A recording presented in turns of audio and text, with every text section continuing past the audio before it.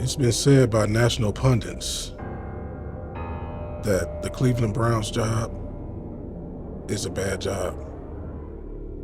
So I'm here to react to a video to see if the Cleveland Browns job is even worth taking. Roll my intro.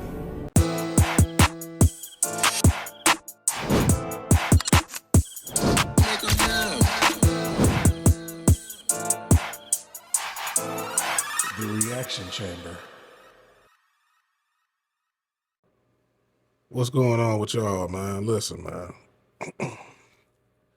I'm about to react to this video. Baskin and Phelps, 92.3 The Fan. It's a local Cleveland station. You know what I'm saying? So I just want to see something, man. I want to see, because I keep hearing people saying, well, it varies. So some people say the Browns job is like one of the worst jobs out, or one of the worst jobs that's left. Because it will happen that soon as we let go of Stefanski, 10 other coaches get let go at the same time, from the Bills and the Ravens, the Steelers, and all, you know. So I just want to get some, a few perspectives. I'll let my perspective be known as well. But yeah, let's get into the video. To a super friend of the show.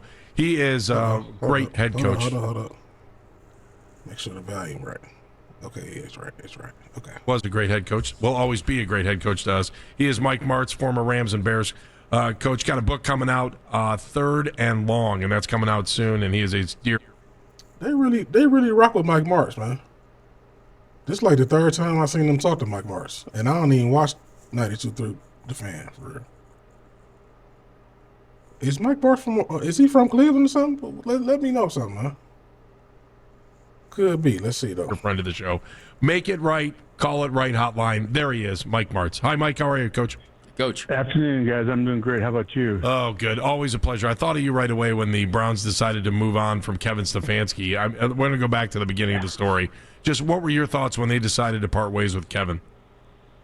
Well, it didn't surprise me. All the attention that, the young quarterback and that whole relationship, it just, and at this point, the way it's going through the league, a lot of these older guys that have been there a while, it seems like the whole thing is, you want to make a change. So, Let's just keep it real, Mike. Stefanski he mishandled that whole situation, man. I mean, you can say it's the attention, but it's really he mishandled it, and it come down to communication. Shout out G. Bush. G. Bush been saying this forever. It come down to communication, man. That's what it come down to. I mean, on top of the win-loss record for the last 2 years, I mean, that got something to do with it too. But anyway. surprised me. It also didn't surprise me that somebody gobbled him up right away. What do you think about Atlanta and Kevin as a match? Well, I think it's a good match. I think he's a good head coach. They've had problems. I say the Browns have had problems at getting a quarterback. That answer, throughout their history for the most part, and that's not Kevin's fault. That's somebody's not making good decisions there in personnel. So he's a good coach. He'll do well down there. I see what you're doing. By the way, I'm not a Mike Martz hater, so I'm just saying. But I see what you're doing. It's another thing G. Bush said. Shout out G. Bush. He don't really be wrong like that. I ain't gonna lie. You know what I'm saying? I got my own thoughts about stuff, but I'm just saying. This is making me think about some of the stuff he be saying, man. Which is kind of common sense, but like, they let go of Stefanski. But a lot of people felt like they should have let go of everybody that was there. So the fact that AB is still there, and people put Stefanski and AB together in their mind, they got AB on the hot seat already. Andrew Berry, for y'all that don't know. He on the hot seat immediately. So if next year don't go right, they're gonna be calling for his head too, because they really already calling for his head. Even though he had a star-studded draft last season, they still calling for his head. That's all this is. I'm just. What did he do right here? Like, and I can tell you a lot of things that he did right here. I thought, what impressed you the most about him is probably the better way to ask the question. Well, I think they were always competitive. I think that he has terrific leadership qualities.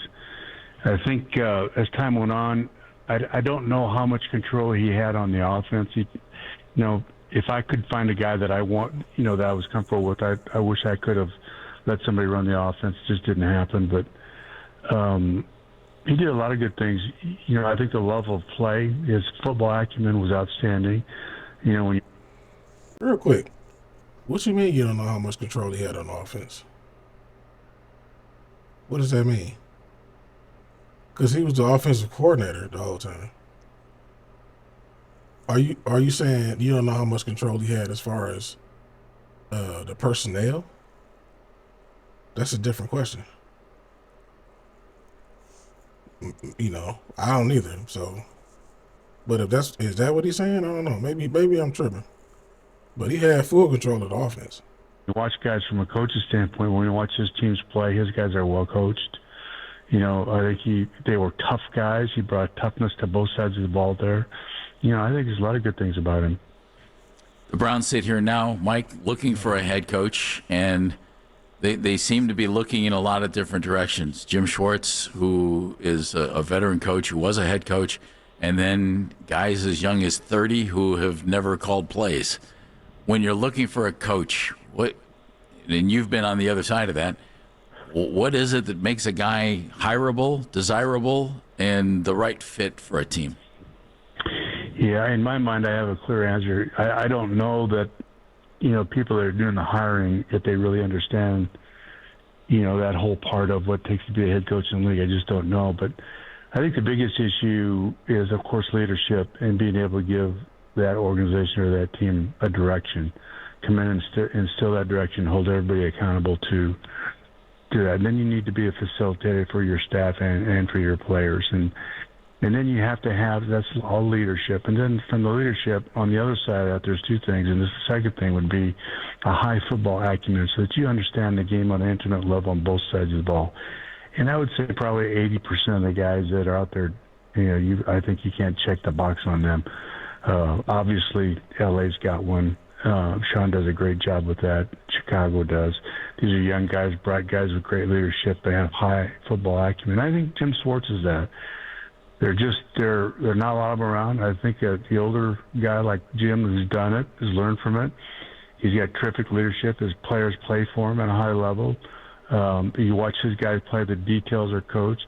So you got the leadership and the high football acumen. And obviously on that side of the ball, you can't be a good coach on that side and not know what a good quarterback is. So, my vote would be for him, to be honest with you. I think he'd make a good head coach there. I think we both agree with you on that. We've said that numerous times. Jim Schwartz would be just fine. I would be extremely happy. Yeah, I wouldn't be mad at it either. But the only thing is, the way the NFL is going now is like, now mind you, defensive coaches can still be successful. They still are successful actually, but it's like the trend has been for like maybe the last, 10 years. People want to hire an offensive mind as a head coach. That's why we hired Stefanski, to be honest with you. They wanted a young guy that was innovative offensively to call the plays. And when he first got here, when Stefanski first got here, it looked like he was that guy. Like I say, I think Stefanski would do good in Atlanta because he got everything he needs. The team he's inheriting is good. That's just like when he came here, the team that he was inheriting was good. Like we had stars all over the place on offense. Might not have been the number one receiver or the number one quarterback or number one whatever, in the league, but we had stars everywhere. So he'll be good down there. With him. What about Buffalo moving on from Sean McDermott? And here's a guy with a great track record who's available. Yeah, that one upsets me. I think that's a political battle where he lost out. I think with the GM there, the GM won and he lost, and so he's gone. But I think what happened there, you've got this great quarterback, probably the best one in the league right now, and they didn't surround him with anybody. And I don't know if that's Sean or if that's the general manager. I don't know how much power McDermott had in the personnel, where those were his decisions or somebody else's. But I think there's probably friction there. I think if they had more at the wide receiver position, just think if he had two terrific wide receivers. So is McDermott a desirable candidate for these 6 teams that are still looking? They're chopping it up, aren't they? Obviously, he's proven he's excellent. I just don't. I would take the Cleveland job in a heartbeat. Good. That's what I wanted to hear. Mike, if I offered you all 6 of these jobs at one point, which one is the most desirable? I would take the Cleveland job in a heartbeat. Good answer here. Good answer here. Why? No, and I mean that. Now, see, I don't know if he gaslighting or what, man. I heard this before. I ain't gonna lie. I heard this before because I was looking for something to react to. But that's why I named the video what I named it. People think this job is a bad job. Again, it's one of 32. I mean, okay, you can say it's a bad job, but I guess it depends on where you are in your career. So, like, I guess somebody like Mike Martz, he would come here. Mike Martz is almost 80. Mike Martz is pretty old, bro. But he would come here and he would have more cachet, I guess you would say. But I think what they'll do, this is what I think they're gonna do.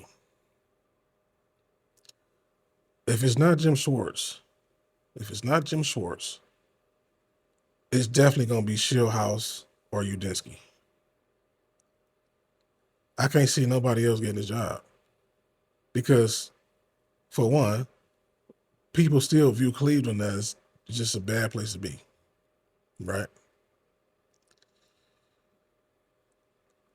2, they think that, well, I feel like a good percentage of people don't like the Shador thing. Right? 3, I think people don't really like Haslam like that. Plus, it's Cleveland. Like, it's cold, it's gloomy. Like, again, I'm born and raised here. I still live here. But it's really not as bad as people think. But somehow we got this reputation of it just being like, basically being like Gotham City. You know what I'm saying?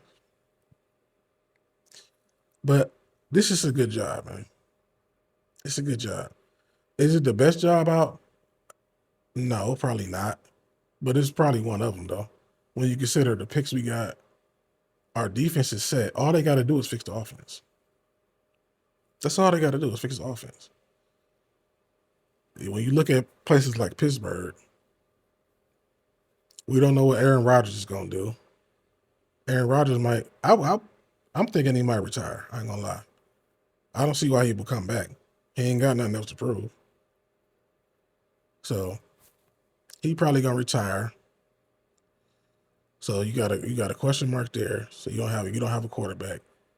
They got good receivers or a good receiver, decent running back, decent defense. So you got just as many question marks over there. But I'm sure somebody gonna pick there because it's Pittsburgh. I could see Brian Flores going there. But matter of fact, I'm sorry. He just signed an extension with the Vikings. So that's another monkey wrench in the whole game plan because it's like, what's gonna happen with this Rooney Rule thing? Like I don't know how that would go if you just can't interview more than 2 people or 2 people minority candidates.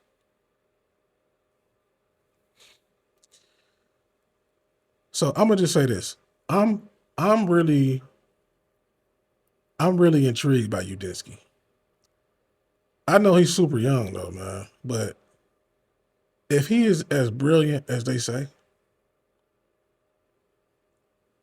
you might have to get. And I heard it somewhere where they were saying, there's some tea leaves for you. This might give you insight.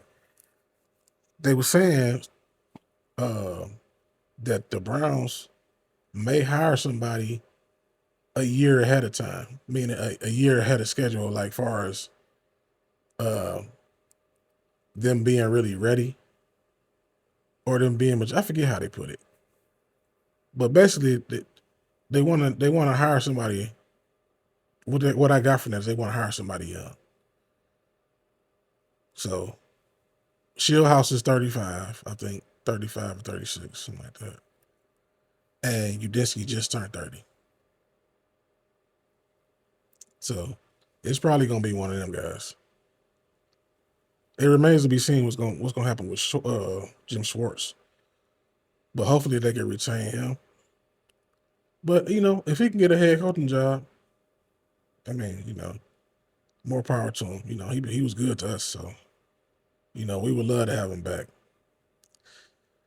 But yeah, all in all, it's a good job, man. I would take it. I wish I was a head coach because I would love to coach this team. But that's just me, But at the end of the day got to end. But before it does, go Browns. Here we go. Browns on 3. 1, 2, 3. Browns.